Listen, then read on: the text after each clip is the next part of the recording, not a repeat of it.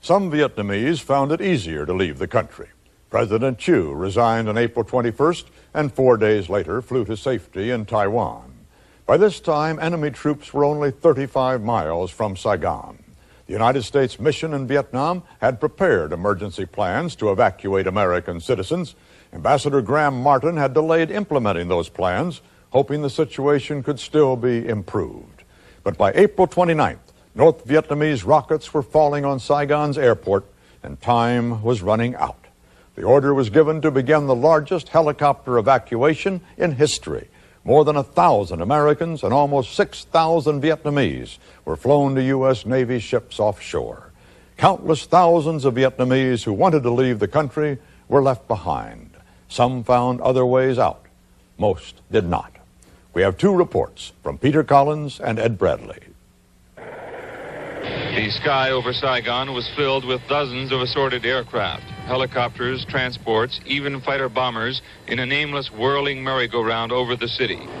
U.S. Embassy helicopters flew from roof to roof, plucking up stranded Americans and occasionally depositing them on the landing pad atop the embassy. But from the roof of the Caravel Hotel in downtown Saigon, it looked as though every pilot in the South Vietnamese Air Force who could get his hands on an aircraft had decided that now was the time to get away.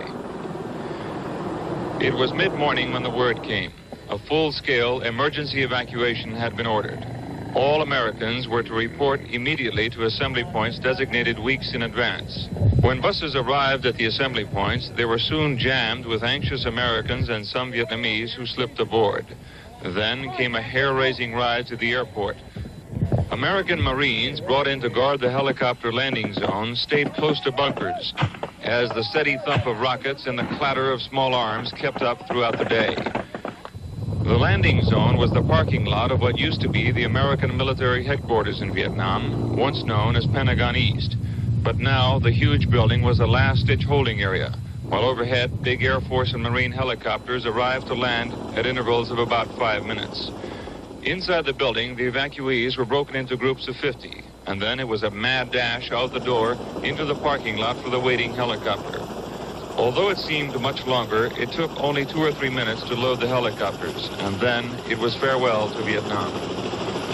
To avoid the threat of surface-to-air missiles, the big chopper skimmed low over Saigon, with the door gunner at the ready and the engines deliberately set to produce a stream of white smoke so that anti-aircraft crews would have a hard time spotting it.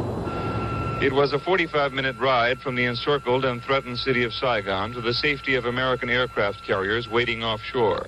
On the midway, the refugees are led quickly away from the howling blast of the helicopters by Navy crewmen.